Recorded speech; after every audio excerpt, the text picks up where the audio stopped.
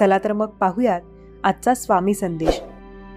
बाळा, प्रत्येकाच्या आयुष्यात असे काही क्षण येतात जेव्हा तो विचार करतो, मी का संघर्ष करतोय, मी का एवढा त्रस्त आहे, मी का माझ्या प्रश्नांची उत्तरे मिळत नाहीत.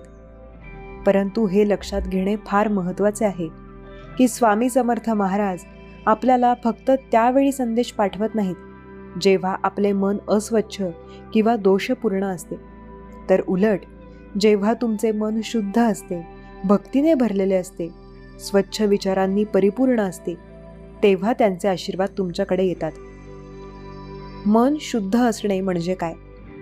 मन शुद्ध म्हणजे केवळ बाह्य स्वच्छतेचा विचार नाही.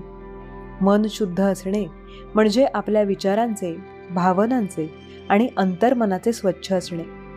विचार करा, जेव्हा आपले मन नकारात्मकतेने भरलेले असते